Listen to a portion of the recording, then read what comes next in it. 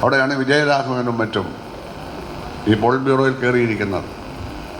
ഒരു ലോക്കൽ കമ്മിറ്റിയിൽ ഇരുന്നാലും പ്രത്യേകിച്ചൊന്നും സംഭവിക്കാനില്ല, ബ്രാഞ്ചിൽ ഇരുന്നാലും സംഭവിക്കാനില്ല, പാർട്ടിയിൽ ഇല്ലെങ്കിലും ഒന്നും സംഭവിക്കാനില്ല. എന്ത് കോൺട്രിബ്യൂഷനാണ്, എന്ത് സംഭാവനയാണ് ചെയ്തത്?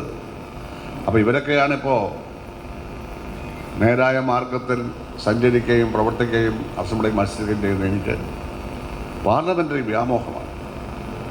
മരണം വരെ MLA ആയിരിക്കണമെന്നാണ് ആഗ്രഹം. ഇതൊക്കെയാണ് ഇപ്പോൾ പറയേണ്ടത്.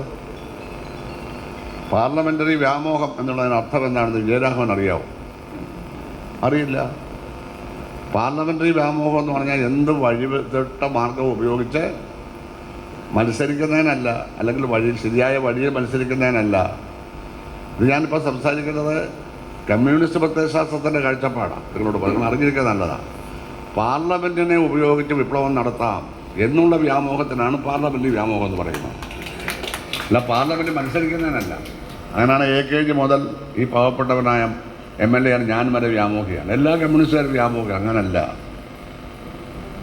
പാർലമെൻ്ററി സമ്പ്രദായങ്ങൾ ഉപയോഗിച്ച് നിങ്ങൾക്ക് വിപ്ലവം നടത്താം എന്ന വലതുപക്ഷ വ്യതിയാനമാണ് പാർലമെൻ്ററി വ്യാമോഹമെന്നാണ് തിയററ്റിക്കലായി കാഴ്ച.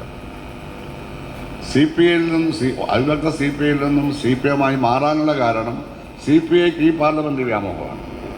CPM അതിനോട് യോജിക്കുന്നില്ല എന്നൊക്കെ പറഞ്ഞായിരുന്നു. ഇപ്പോൾ വലിയ വ്യത്യാസമൊന്നുമില്ല. എന്താ വ്യത്യാസം? കോൺഗ്രസുമായിട്ട് ഐക്യമുന്നണി എല്ലാവരും ഉണ്ടാക്കിയിരിക്കുകയാണ്. അപ്പോൾ ഇതെല്ലാം തിരുത്തേണ്ട സമയമായി.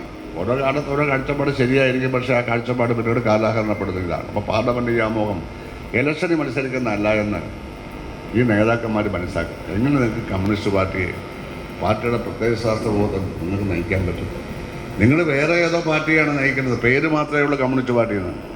അതിനകത്ത് കമ്മ്യൂണിസം ഒന്നുമില്ല, പ്രത്യയശാസ്ത്രമില്ല, പാർട്ടി പരിപാടി പോലും അതിനകത്തില്ല. അതുകൊണ്ട് 7 തവണ മത്സരിച്ച ബഹുമാനരായ മുഖ്യമന്ത്രി പിണറായി വിജയനാണ് വിജയരാഘവൻ അവമാനിക്കുന്നത്. പാർലമെൻറ്റിൽ മത്സരിക്കുന്ന, അസംബ്ലിയിൽ മത്സരിക്കുന്ന ആഗ്രഹമുള്ള ആളാണ് എന്ന് പറയുമ്പോൾ ഒന്നാമതായി അദ്ദേഹത്തെയാണല്ലോ ആക്ഷേപിക്കുന്നത്. അദ്ദേഹമല്ലേ 7 തവണ MLA ആയത്? അതിനാരെങ്കിലും കുറ്റം പറഞ്ഞോ? പാർട്ടി തീരുമാനിച്ചിട്ടില്ല. ഞങ്ങളാരും കുറ്റം പറഞ്ഞോ? ഇല്ല. വളരെ സൂക്ഷിച്ച് പറയേണ്ട കാര്യങ്ങളാണ്. പക്ഷേ അതൊന്നും സൂക്ഷിക്കേണ്ട കാര്യം ഇവർക്കില്ല. അവരുടെ ജീവിതത്തിൽ ഒരിക്കലും കിട്ടാൻ സാധ്യതയില്ലാത്ത ഉന്നതമായ പദവികൾ ഈ പാവപ്പെട്ട ജനങ്ങളുടെ ആ ഒരു പിന്തുണയോട് ഈ കമ്മ്യൂണിസ്റ്റ് പാർട്ടി കിട്ടി. ആ ജനങ്ങളോട് അവർ നീതി പുലർത്തുന്നില്ല, അവരോട് സത്യം പറയുന്നില്ല, അവരെ നയിക്കേണ്ടതുപോലെ നയിക്കുന്നില്ല. അതുകൊണ്ട് തന്നെയാണ് പാർലമെൻറ്റിൽ ഒരു സീറ്റായിട്ട് ചുരുങ്ങിയത്. അത് എത്രയോ ഭൂരിപക്ഷം കുറവാണ് അവിടെ രാധാകൃഷ്ണൻ കിട്ടിയത്. ബാക്കിയെല്ലാം UDF അല്ലേ ജയിച്ചത് ഇവിടെ. അപ്പോൾ ഇതെല്ലാം പറയുകയാണ്. കോൺഗ്രസും CPM തമ്മിൽ കേരളത്തിലൊഴിച്ച് എല്ലായിടത്തും ഐക്യമാണ്. ഇവിടെ വരാത്തൻ്റെ കാരണം 2 പാർട്ടിക്ക് സെറ്റ്. അതുകൊണ്ട് ആ 2 പാർട്ടികൾ തമ്മിൽ അധികാരത്തിന് വേണ്ടി ഇലക്ഷനിൽ മത്സരിക്കുന്നു. ഇനി നമ്മുടെ ഭാവന അങ്ങ് ഒരുപാട് മുന്നോട്ട് നമ്മളെ കടത്തി വിടുന്നു. വെറും ഭാവനയാണ്. ഒരു 5, 10, 15 വർഷം കഴിയുമ്പോൾ BJP ഇവിടെ പ്രധാന പ്രതിപക്ഷമാകുന്നു സങ്കല്പിക്കും. അപ്പോൾ അപകടമണി, അപായമണി മുഴകും, പ്രശ്നം. അപ്പോൾ യോജിക്കും. അപ്പോൾ ഇന്ത്യ മുന്നണിയോടെ വരും. അപ്പോഴേ വരുള്ളൂ. അന്ന് ഐസക്ക് ജീവിച്ചിരിക്കുന്നുണ്ടെങ്കിൽ നിങ്ങൾ ഇന്ത്യ മുന്നണിക്ക് വേണ്ടി പ്രസംഗിക്കേണ്ടി വരുമെന്ന്. ഇതാണ് രാഷ്ട്രീയം. രാഷ്ട്രീയം ദീർഘവീക്ഷണമുള്ളതാണ്. പ്രത്യയശാസ്ത്രപരമായി നമുക്ക് അഭിപ്രായ വ്യത്യാസങ്ങളൊക്കെ പറയാം, അത് ഫൈറ്റ് ചെയ്യണം അങ്ങോട്ടും ഇങ്ങോട്ടും. അങ്ങനെയാണ് രാഷ്ട്രീയം ശക്തമാവുന്നത്. അപ്പോഴും ഈ യാഥാർത്ഥ്യം ഭാവിയിലേക്ക് നോക്കണം. 6 സീറ്റുകൾ മാത്രമുള്ള 2 കമ്മ്യൂണിസ്റ്റ് പാർട്ടിയോട് ചേർന്ന്, അതും കേരളത്തിൽ 1 സീറ്റേ ഉള്ളെങ്കിലും കുറച്ച് ബഹുജന പിന്തുണ ഇവിടെയുണ്ട്. നമ്മുടെ രാജ്യത്ത് ഇങ്ങനെ പോയാൽ കമ്മ്യൂണിസ്റ്റ് പാർട്ടിയുടെ സ്ഥിതി എന്തായിരിക്കും? ബഹുജനങ്ങളാകെ ആരാധിക്കുന്ന എത്ര നേതാക്കന്മാരെ ഉണ്ടാക്കാൻ പറ്റുന്നു? ബഹുജനങ്ങളോട് കൂടും. ബഹുജനങ്ങൾക്ക് ഇഷ്ടമുള്ള ആരെങ്കിലും ഉണ്ടെങ്കിൽ അവരെ ഏതെങ്കിലും കാര്യം പറഞ്ഞ് വെടിയിലാക്കാനാണ് ശ്രമിച്ചുകൊണ്ടിരിക്കുന്നത്. അങ്ങനെ പരിതാപകരമായൊരു സ്ഥിതിയിൽ നിൽക്കുന്നവർ വെറുതെ മറ്റുള്ളവരെ ആക്ഷേപിക്കാനൊന്നും സമയം കളയരുത്. നിങ്ങളുടെ ക്രെഡിബിലിറ്റി പൂർണ്ണമായിട്ട് പോയി. ഇനി എന്തെങ്കിലും ഉണ്ടെങ്കിൽ അതും കൂടി പോകും. പിന്നെ പ്രത്യയശാസ്ത്രപരമായ മെസ്സേജ് ഞാൻ പറഞ്ഞുകൊണ്ട് മാത്രമേ, തെറ്റായ കാര്യങ്ങളാണ് പറഞ്ഞുകൊണ്ടിരിക്കുന്നത്. പിന്നെ MLA സ്ഥാനവും MP സ്ഥാനവും അല്ലെങ്കിൽ പഞ്ചായത്ത് പ്രസിഡന്റോ നഗരസഭ അധ്യക്ഷയോ അല്ലെങ്കിൽ എന്തെങ്കിലും ആവട്ടെ, അല്ലെങ്കിൽ മന്ത്രിസ്ഥാനം ഉപയോഗിച്ച് സാമ്പത്തിക ലാഭം ഉണ്ടാക്കിയിട്ടുണ്ടെങ്കിൽ അത് പറ. എന്തെങ്കിലും ഉണ്ടാക്കിയിട്ടുണ്ടെങ്കിൽ അത് പറ. ഞാൻ എൻ്റെ കുടുംബത്തിന് യാതൊരു ഉപകാരവും ചെയ്തിട്ടില്ല. എൻ്റെ ശമ്പളം ട്രഷറി വരും, അതവിടെ ഉള്ളത് ചിലപ്പോൾ എൻ്റെ വൈഫ് എടുത്ത് ചെലവഴിച്ചത്. അല്ലാതെ ഒരു കൊച്ചു കുഞ്ഞിന് പോലും ഒരു തൊഴിൽ ഞാൻ കൊടുത്തിട്ടില്ല എൻ്റെ കുടുംബത്തിൽ, കൊടുക്കില്ല. ഈ സാഗര ഹോസ്പിറ്റല്, അവിടുത്തെ എഞ്ചിനീയറിംഗ് കോളേജ്, MBA ഇൻസ്റ്റിറ്റ്യൂട്ട്, ഇവിടെ എല്ലാം കൂടി 500 പേർക്കാണ് തൊഴിൽ കൊടുത്തിരിക്കുന്നത്. എൻ്റെ വീട്ടിൽ നിന്ന് ആരെങ്കിലും ഉണ്ടാവും.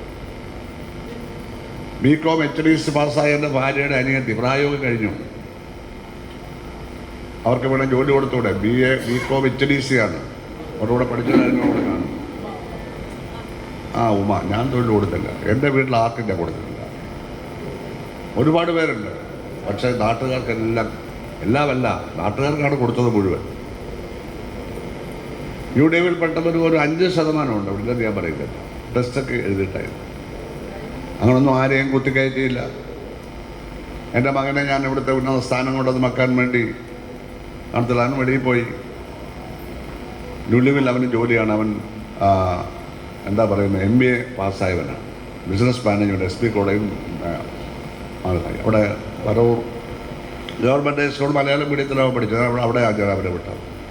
ലിയത്തോട്ടിൽ നിന്ന് +2 പാസ്സായി. അവരവിടെ ചങ്ങനാശ്ശേരി SP കോളേജിൽ നിന്ന് BA പാസ്സായി. അവിടെ നിന്ന് തന്നെ MBA, യൂണിവേഴ്സിറ്റി MBA പാസ്സായി. ഒരു ജോലി കിട്ടിപ്പോയി യൂസഫ് അലിയുടെ സ്ഥാപനത്തിൽ. എൻ്റെ മകനാണെന്ന് കൂടി യൂസഫ് അലിക്ക് അറിയില്ലാത്ത അദ്ദേഹം പറഞ്ഞു ആ സമയത്ത്. അവൻ്റെ കഴിവുകൊണ്ട് കിട്ടി, ഒരു ശല്യവും ഇല്ലാത്ത. അപ്പോൾ അങ്ങനെ വല്ലതും ഉണ്ടെങ്കിൽ പറ. ഈ CPM-ൽ നിന്നും വെറുതെ കിടന്ന് മകടം ഉണ്ടാക്കുന്ന ഒരു പറയുണ്ടോ? നിങ്ങളൊക്കെ ചെയ്തതെന്നാ? നിങ്ങൾ എന്തെങ്കിലും ഉണ്ടെങ്കിൽ നിങ്ങളുടെ വീട്ടുകാർക്കാണ്ടി കൊടുക്കും, നിങ്ങളുടെ ബന്ധുക്കൾക്ക് കൊടുക്കും, വേറെ ആർക്കെങ്കിലും ഒരു പോസ്റ്റ് കൊടുക്കും. കോപ്പറേറ്റീവ് സൊസൈറ്റി കൊടുക്കുമോ? ഇല്ല. കോപ്പറേറ്റീവ് ജോലി മുഴുവൻ നിങ്ങളുടെ കുറച്ച് പേരുടെ മക്കൾക്കും മരുമക്കൾക്കും ഭാര്യമാർക്കും വേണ്ടി മാറ്റി വെച്ചിരിക്കുകയല്ലേ. സഹകരണ പ്രസ്ഥാനമായി ഒരു ബന്ധമില്ലാത്തവർക്കല്ലേ തൊഴിൽ കൊടുത്തുകൊണ്ടിരിക്കുന്നത്? ഇതല്ലേ ചെയ്യുന്ന രാഷ്ട്രീയ അധികാരം ഉപയോഗിച്ച്? അതിനും ഞാൻ എൻ്റെ കുടുംബത്തിലാരും എനിക്ക് സ്വാധീനമുള്ള കാലത്ത് കൂടി ഞാനായിരിക്കും ആർക്കും കൊടുക്കുന്നത്. എനിക്കെൻ്റെ ആവശ്യമില്ല. അപ്പം അങ്ങനെയൊക്കെ പാർട്ടിക്കകത്ത് 10-63 വർഷം പ്രവർത്തിച്ചപ്പോഴും ഒരു വിമർശനം പോലും തൻ കാര്യം നോക്കിയത് എനിക്ക് കേൾക്കേണ്ടി വന്നില്ല. പക്ഷേ ജനങ്ങളുടെ കാര്യം നോക്കാൻ എനിക്ക് സന്തോഷമുണ്ടായി. അത് സാധ്യമല്ലാതെ വരുന്നു ഈ പാർട്ടിക്കകത്ത്. അതുകൂടെ സാധ്യമല്ലെങ്കിൽ പിന്നെ എന്തിനാണ് വെറുതെ കമ്മ്യൂണിസ്റ്റ് എന്നുള്ള ലേബലിൽ കുത്തി നടക്കുന്നത്? അതാണ് കാരണം. പിന്നെ ചീത്ത പറയുന്നു. നിരപരാധിയായി മരിച്ചുപോയ എൻ്റെ പിതാവ്, അദ്ദേഹം ഒരു ദരിദ്ര കൃഷിക്കാരനായിരുന്നു. ഒരു ദരിദ്ര കൃഷിക്കാരൻ. രാവിലെ 7 മണിയാകുമ്പോൾ കൂണ്ടാരിയപ്പെടുത്ത് കിടക്കാൻ പോകും. ഞങ്ങളുടെ വീടടുത്ത് തന്നെ. ഞങ്ങളും കൂടെ പോകണം. 9 മണിക്ക് എല്ലാം ചെയ്തിട്ട് വേണം ഞങ്ങൾ സ്കൂളിൽ പോകാൻ. വൈകിട്ട് വന്ന് പല സാധനങ്ങളും വാങ്ങിക്കാൻ വേണ്ടി പറങ്ങാണ്ടിയോ കുരുമുളകോ ഒക്കെ ചുമന്ന് ഞങ്ങൾ ചന്തയിൽ കൊണ്ടുപോയി വിറ്റിട്ട് വന്നിട്ടാണ് മത്സ്യമൊക്കെ ആയിട്ട് തിരിച്ചു വരും. ഇങ്ങനെയൊക്കെയാണ് ഞങ്ങൾ ജീവിച്ചത്. പിന്നെ വിദ്യാഭ്യാസം കൊണ്ട് ആ നാട്ടിൽ ഞങ്ങൾ വളരെ ഉയർന്നു.